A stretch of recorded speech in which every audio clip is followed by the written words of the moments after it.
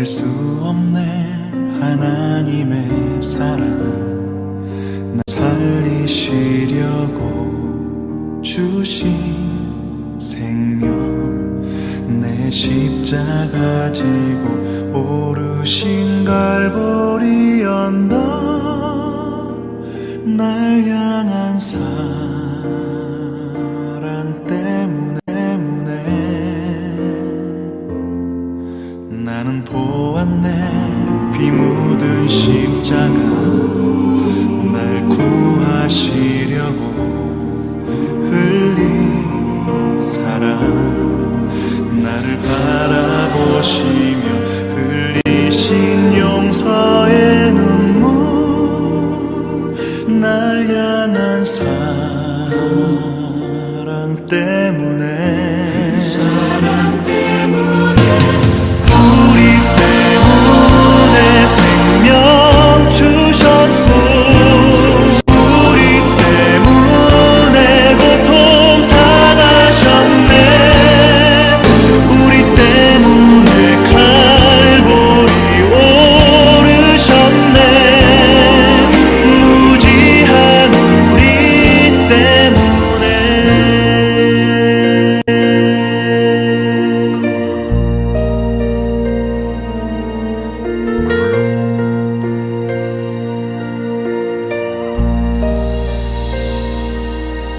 나는 보았네. 피 묻은 십자가, 날 구하시려고 흘린 사랑, 나를 바라보시며 흘리신 용서의 눈물, 날 향한 사랑 때문에, 우리 때문에 생명 주셨고, 우리 때문에 고통 당하셨네. 우리 때문에 갈보리 오르셨네. 무지한 우리 때문에 내가 살아야 할 이유 찾았네. 나의 삶을 모두 주께 드리는 것, 그가 날 위해 모든 것 주셨듯이 나의 삶을 주께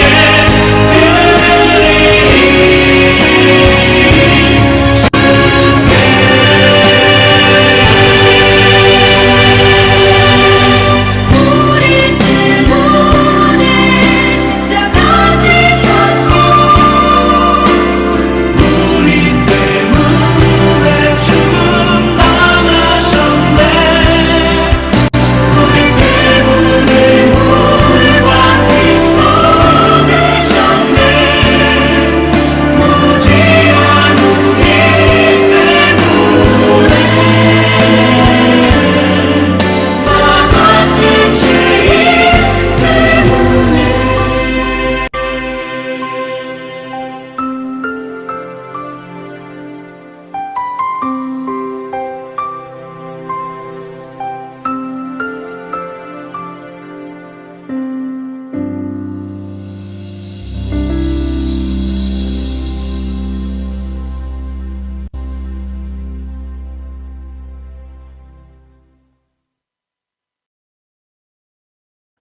감사합니다. 2023년 6월 4일 사랑하는 주님의 백성들에게 주시는 말씀은 이렇게 기도하라입니다.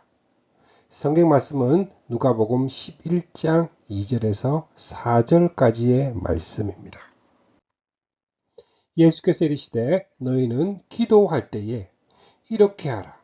아버지여, 이름이 거룩히 여김을 받으시오며 나라가 임하시오며 우리에게 날마다 일용할 양식을 주시옵고 우리가 우리에게 죄 지은 모든 사람을 용서하오니 우리 죄도 사하여 주시옵고 우리를 시험에 들게 하지 마시옵소서 하라. 아멘. 누가복음 11장 2절에서 4절까지의 말씀입니다. 누가복음 11장은 다양한 교훈들로 이루어져 있습니다. 그 중심의 말씀은 변함이 없이 하나님의 나라에 있습니다. 복음서를 주의 깊게 관찰해 보면 그 중심에 하나님의 나라가 있음을 발견하게 될 것입니다. 누가복음 10장에서는 하나님의 나라가 가까이 왔다. 11장에서는 하나님의 나라가 이미 너희에게 임하였느니라. 12장에서는 그 나라를 너희에게 주시기를 기뻐하시느니라 말씀을 하십니다. 하나님의 나라는 잃어버린 백성을 찾아 하나님과 함께 사는 것입니다. 첫 번째로 이렇게 기도하라. 누가복음 11장 1절 말씀에 예수께서 한 곳에서 기도하시고 마치심에 제자 중 하나가 여짜오되 주여 요한이 자기 제자들에게 기도를 가르친 것 같이 우리에게도 가르쳐 주옵소서. 제자들이 주님에게 어떻게 기도해야 할 것인 것을 물었습니다. 기도를 동떨어진 주제로 다루어서는 안 됩니다. 그렇게 하기 때문에 기도를 무슨 소원 성취의 수단처럼 생각하는 잘못에 빠지게 됩니다. 주님에게 물었습니다. 그렇다면 예수님은 왜 오셨고 지금 예루살렘으로 올라가시는 목적이 무엇일까요? 이러한 관계에서 보면 어떻게 무엇을 위해 기도할 것인가 확실히 알 수 있습니다. 복음서의 중심 주제는 하나님의 나라에 있고 예수 그리스도께서 오신 목적은 하나님의 나라를 회복시키기 위해서 오셨습니다. 기도의 중심은 마땅히 그의 나라에 맞추어야 합니다. 주님은 기도에 힘쓰셨습니다. 누가복음 11장도 예수께서 한 곳에서 기도하시고 마치심에 하고 기도를 가르쳐 달라고 합니다. 주님은 기도하지 않아도 되실 분으로 생각을 합니다. 그런데 주님은 그 누구보다도 기도에 힘쓰셨습니다. 그렇다면 주님은 무슨 기도를 그토록 많이 하셨을까요? 주님은 자신을 위해서는 빵 한 조각도 구하지 않으셨습니다. 하나님의 나라와 하나님의 뜻을 위하여 기도하셨습니다. 이 점을 유념해야만 비로소 주님께서 가르쳐 주신 기도문을 받을 준비가 되는 것입니다. 주기도문. 주기도문의 첫 말씀은 아버지여. 이는 기도의 대상이 되시는 하나님과 우리와의 관계입니다. 예수 그리스도께서는 창조주 하나님, 전능의 하나님을 우리의 아버지라 부를 수 있도록 화목 제물이 되어 주셨습니다. 하나님이 우리의 아버지가 되신다면 우리는 그의 자녀입니다. 어떤 의미에서 모든 기도와 간구가 이 한마디 속에 함축되어 있습니다. 이름이 거룩히 여김을 받으시오며 이처럼 아버지라 부른 후에 기도의 첫 제목으로 이름이 거룩히 여김을 받으시오며 라고 기도하라 하십니다. 하나님과의 관계가 아버지와 자녀의 관계임을 고백한 자라면 하나님 아버지의 이름과 영예를 최우선적으로 생각하게 됩니다. 왜냐하면 우리를 통해 하나님의 이름이 모독을 받고 거룩하신 이름이 더럽힘을 받으셨기 때문입니다. 하나님께서 나를 위하여, 바로 나를 위하여 내가 그렇게 한 것이다. 어찌 내 이름을 욕되게 하느냐.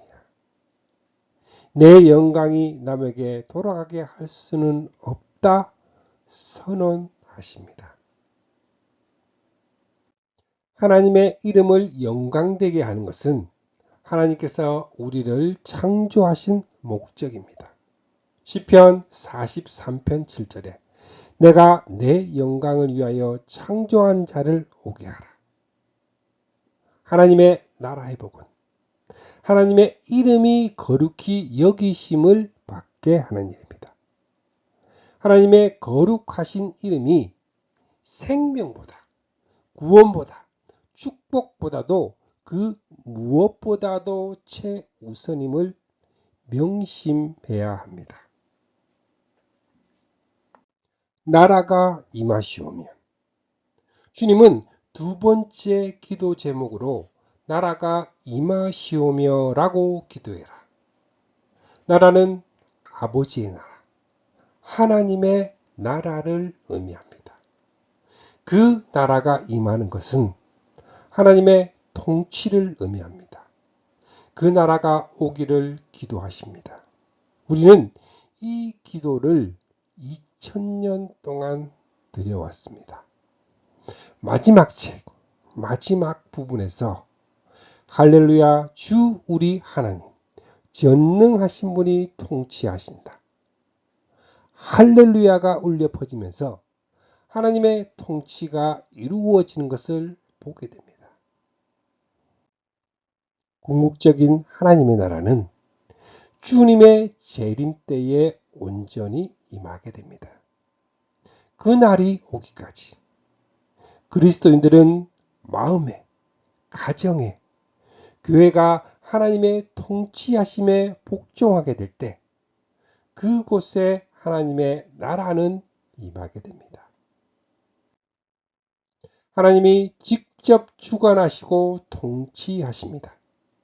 하나님은 만물을 주관하시는 천지의 대주재자이십니다. 그런데 통치, 다스림은 인격체인 사람과 연결이 되는 개념입니다. 그러므로 하나님의 첫 통치 영역은 에덴입니다. 그런데 아담과 하와가 반역을 한 것입니다. 홍수 심판 때에는 방주 안이 통치 영역이요 밖은 아니었습니다. 출애굽 당시는 유월절 어린 양의 피가 뿌려진 대문 안이 통치 영역이며 구약시대는 선민 이스라엘의 통치 영역입니다. 그들도 반역하여 바벨론으로 추방을 당합니다. 임마누엘 하신 주님이 머리 둘 곳이 없다 하심은 통치에 순종하는 자가 없다는 것을 의미합니다. 오늘날 모든 그리스도인들과 공동체인 교회가 통치 영역입니다. 그리스도인의 기도는 불신자들이 우상 앞에 나아가 소원 성취를 빌듯 하나님 앞에 나아가 소원 성취를 비는 그런 방법이 아닙니다. 성경은 말씀합니다. 우리 중에 누구든지 자기를 위하여 사는 자가 없고 자기를 위하여 죽는 자도 없도다. 우리가 살아도 주를 위하여 살고 죽어도 주를 위하여 죽나니 그러므로 사나 죽으나 우리가 주의 것이로다. 이처럼 인생의 목적이 바꾸어진 사람들이 그리스도입니다. 그러면 그들의 기도의 우선순위도 바뀌어야 하는 것은 당연합니다. 그러므로 아버지의 이름이 거룩히 여김을 받으며 나라가 임하며 그리고 하나님의 뜻을 구하는 것이 최우선의 기도입니다.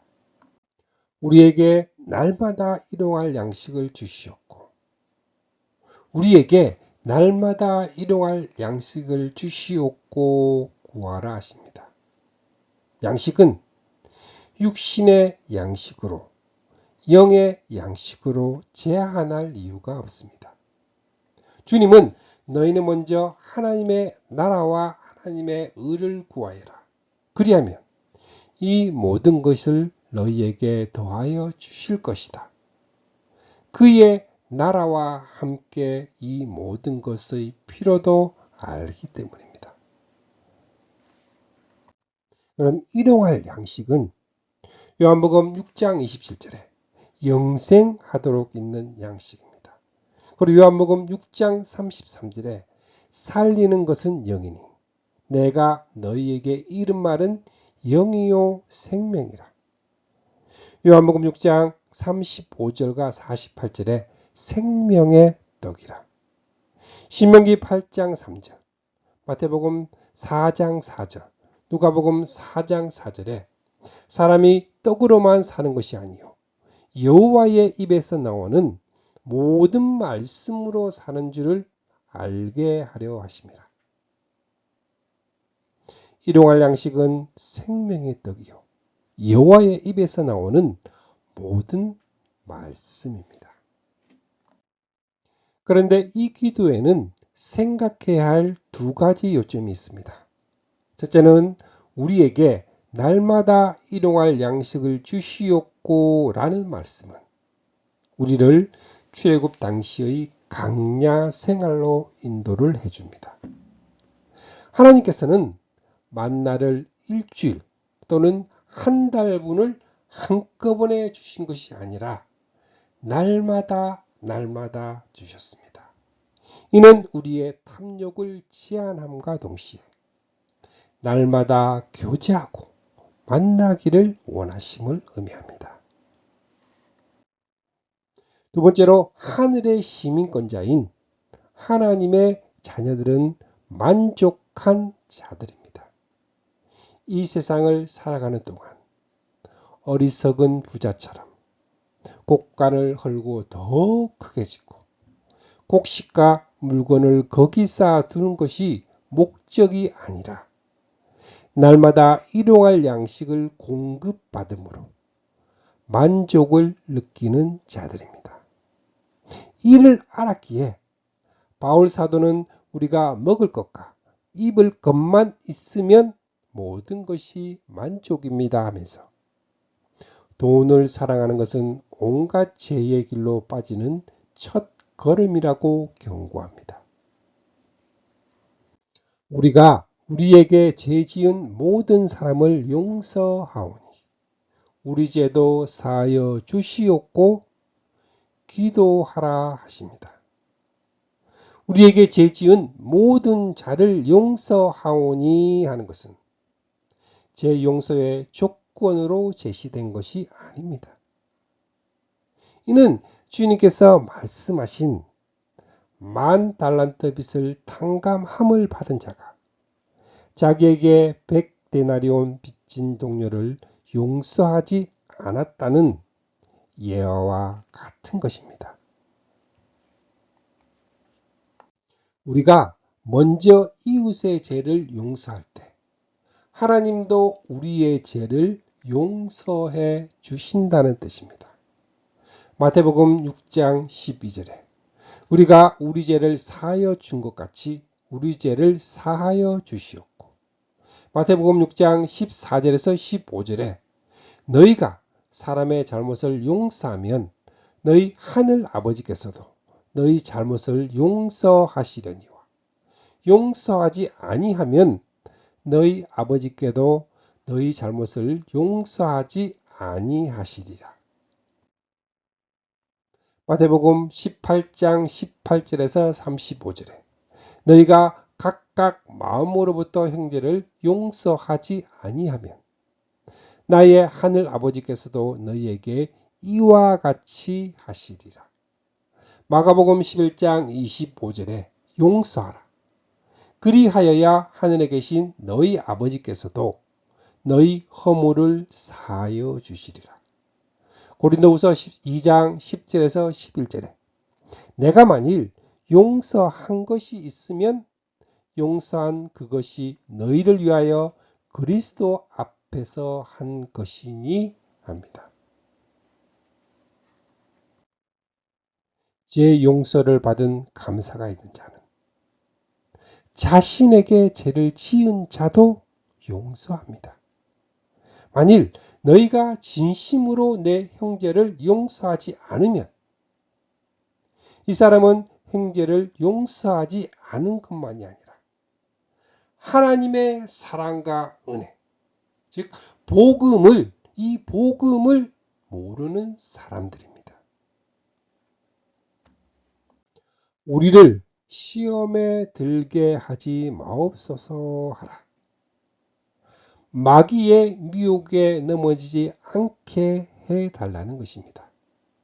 이 외에도 하나님은 여러 모양으로 우리의 믿음을 시험하십니다.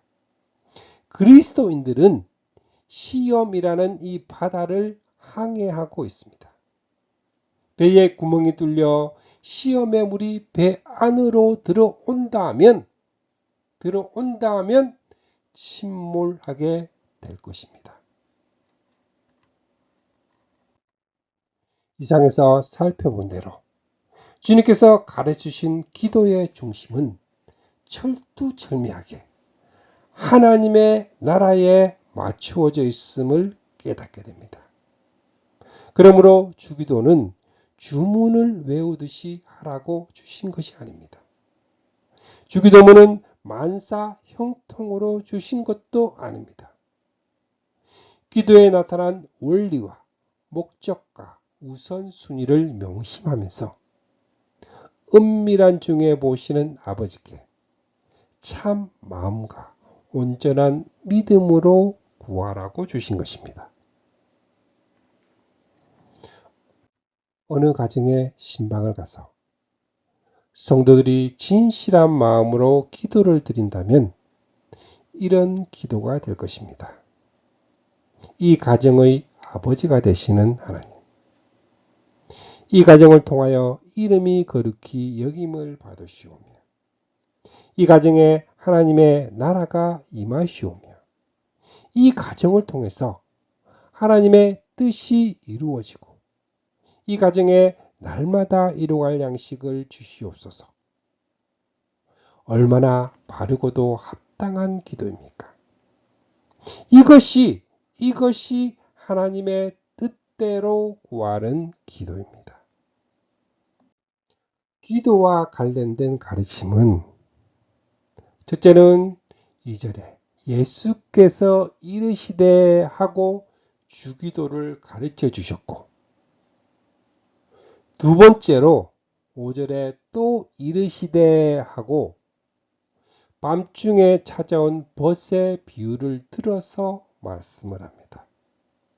세 번째로 9절에 내가 또 너희에게 이르노니 하고 구하라, 찾으라, 문을 두드리라는 결론적인 말씀을 하셨습니다.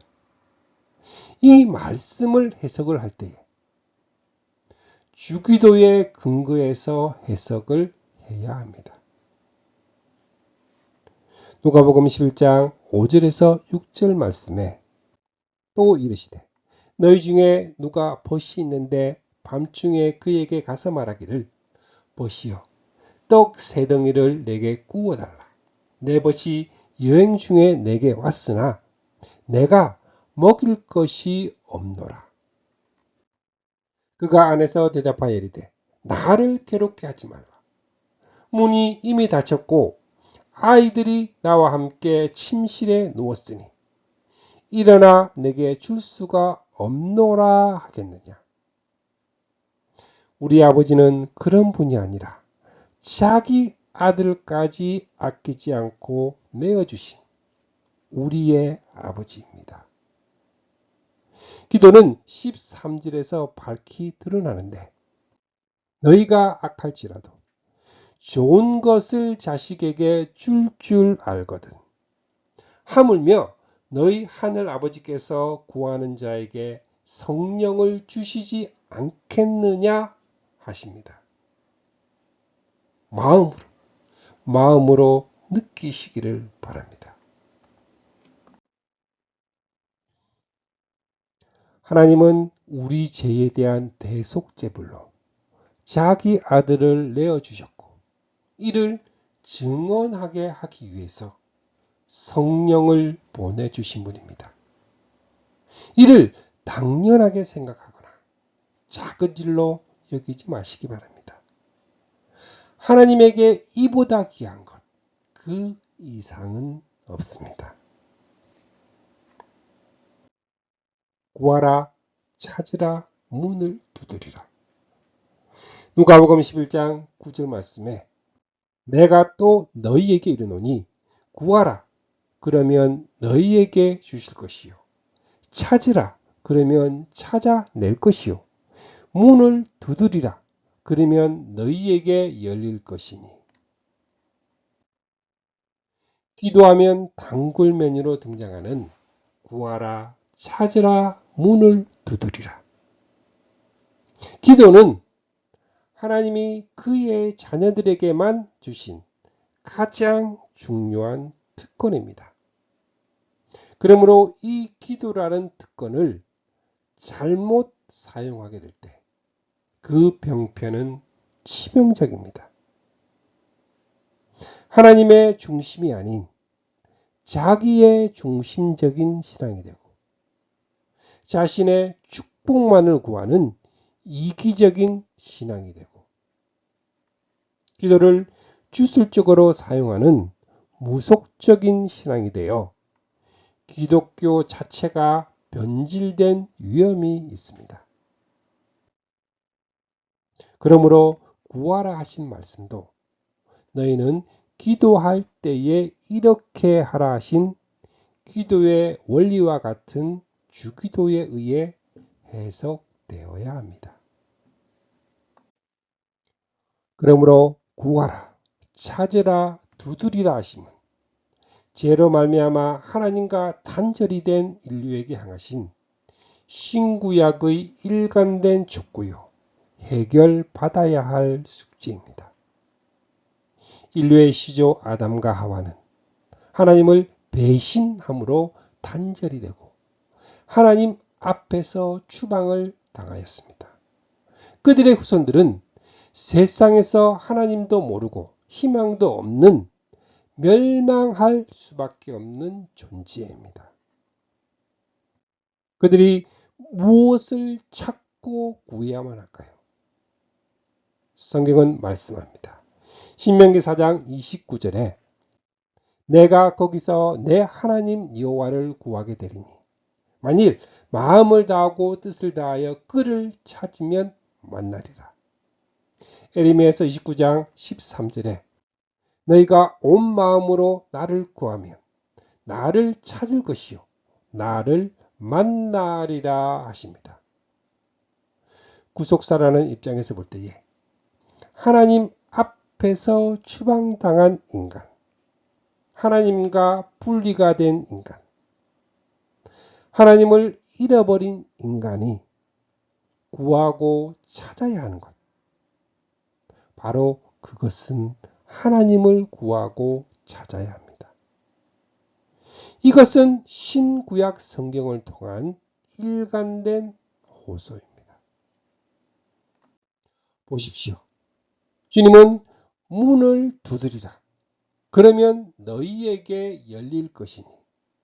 이는 문이 닫혀 있다는 점을 전제로 하신 말씀입니다. 성경은 성령이 이로써 성막을 통하여 보이신 것은 첫 장막이 서 있을 동안, 즉 구약 시대에는 성소에 들어가는 길이 아직 나타나지 아니한 것이라 합니다. 이것이 성소와 지성소가 휘장으로 막혀있는 성소 양식이 말해주고 있습니다. 한마디로 구약시대는 문이 닫혀져 있던 시대입니다. 그래서 두드리라, 두드리라. 그러면 열릴 것이라 하신 것입니다. 이 닫혀있던 문이 예수님께서 시장을 뚫고 우리에게 새로운 살 길을 열어주셨습니다. 그런데 그 시장은 그의 육체입니다. 어느 때 주님이 우리의 죄를 대속을 하심으로 성소의 휘장이 찢어지는 그 때를 가리키는 말씀입니다.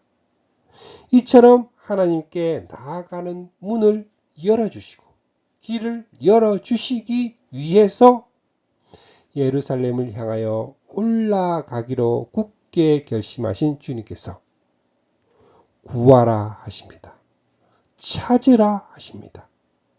문을 두드리라고 말씀을 하십니다. 주감사교회 성도님들은 무엇을 구하시겠습니까? 구하라, 기도하라고 하십니다. 하나님의 모든 약속은 기도로 말미암아 이루어집니다. 그러므로 반드시 기도해야 합니다. 야고보서 4장 2절에 너희가 얻지 못함은 구하지 아니하기 때문이요. 출애굽기 2장 23절과 25절 6장 5절에 신음소리를 내가 듣고 나의 언약을 기억하노라. 에스겔서 36장 37절에 그래도 자기들에게 이루어 주기를 내게 구하여야 할지라. 에레미야 33장 2절에서 3절에 너는 내게 부르짖으라. 내가 내게 응답하겠고 하셨습니다. 찾으라. 지시하는 말씀을 찾으라고 하십니다. 하나님 여호와 곧 언약에 신실하신 분이시기 때문에 말씀을 떠나서는 역사하지 않습니다. 그러므로 기도로 구한 후에는 반드시 성경 안에서 하나님이 지시하는 방법, 언약을 찾아야 합니다. 두드리라. 응답 받을 때까지 순종하라. 찾은 말씀, 곧 하나님이 지시하신 말씀에 순종해야 하는데 한두 번 할 것이 아니라 응답 받을 때까지 해야 합니다. 문을 두드리라 말씀하신 주님은 먼저 더 많이 더 오래도록 우리들의 문을 두드리고 계셨습니다. 보라, 내가 문 앞에 서서 계속 문을 두드리고 있다. 만일 누구든지 내 음성을 듣고 문을 열면 나는 그에게 들어가 그와 함께 먹고 그도 나와 함께 먹게 될 것입니다. 주님이 우리들의 마음 문을 두드리고 계시는 것은 교제하기 위해서입니다. 형제 자매에게 들어가 더불어 먹고 우리는 주님과 더불어 먹게 하려는 사랑의 교제를 위해서입니다. 하나님 아버지와의 사랑의 교제를 사모하여 얼마나 구하고 문을 두드려 보셨습니까? 주님은 문을 열어주려고 만나주기 위해서 임마누엘 하셨습니다. 유대인들은 구하지도 찾지도 문을 두드리지도 않았습니다. 이러한 주님을 밖에 세워둔 채 축복만 구하고 은사만 구하고 기사 이적만 구하지 않았나요? 너에게 무엇을 줄 것이니 너는 구하라 할 때에 이렇게 말씀합시다. 오직 주 자신을 위하여 하십시오. 누가복음 11장 13절에 하물며 너희 하늘 아버지께서 구하는 자에게 성령을 주시지 않겠느냐 하시니라. 찬양 성령이여 내 영혼을 듣겠습니다.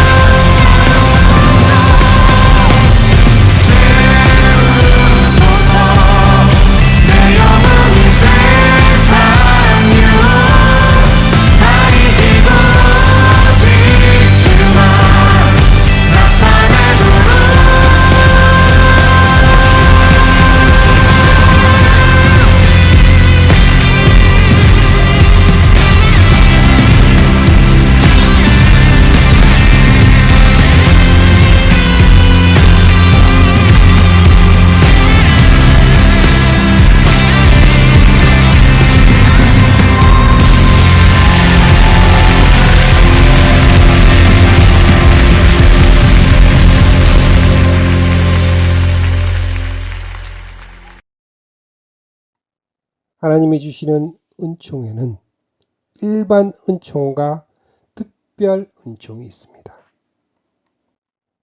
이같이 한즉 하늘에 계신 너희 아버지의 아들이 되리니 이는 하나님이 그 해를 악인과 선인에게 비추시며 비를 의로운 자와 불의한 자에게 내려주심이라는 이 말씀은 일반 은총을 의미합니다.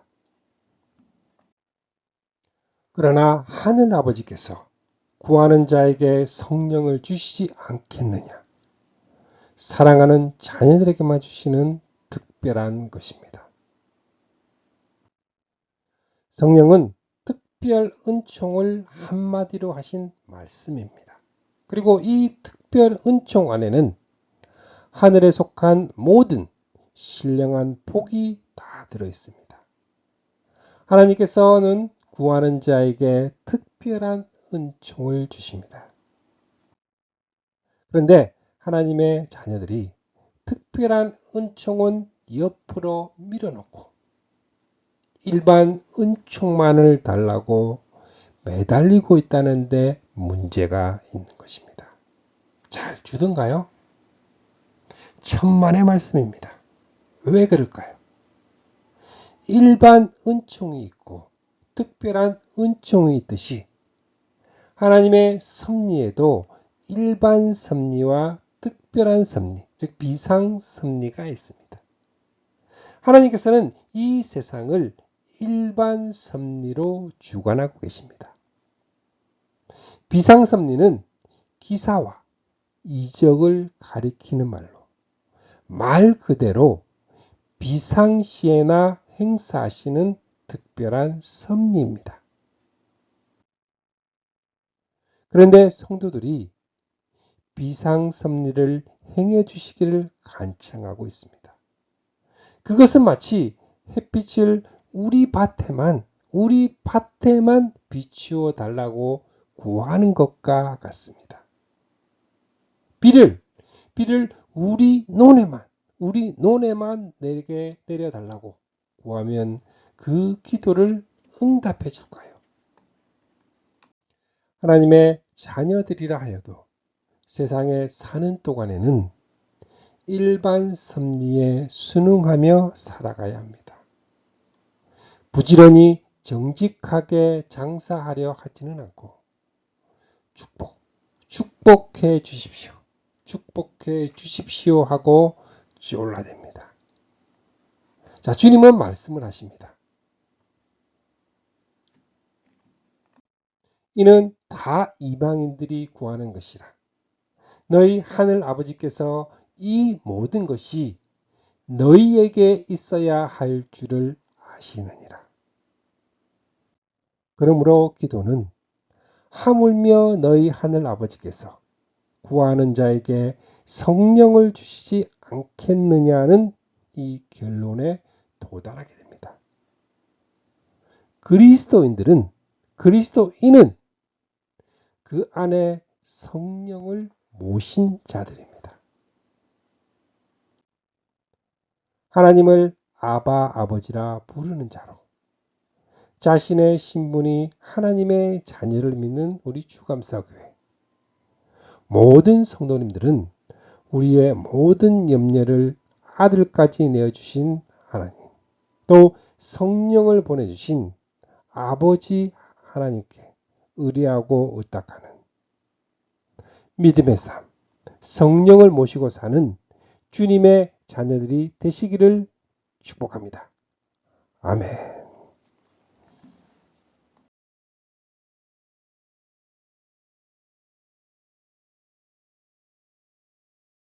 축복합니다. 지금은 우리를 구원해 주신 주 예수 그리스도의 은혜와 하나님 아버지의 거룩하신 사랑과 날마다 우리를 승리하게 하시는 성령님의 역사가 오늘 함께한 주님의 백성들에게 영원토록 함께 있기를 주님의 이름으로 축복합니다. 아멘. 주님의 사랑을 느끼며 사는 주감사교회 성도, 주님과 기쁨의 삶을 사는 주님의 자녀들이 되시기를 바랍니다.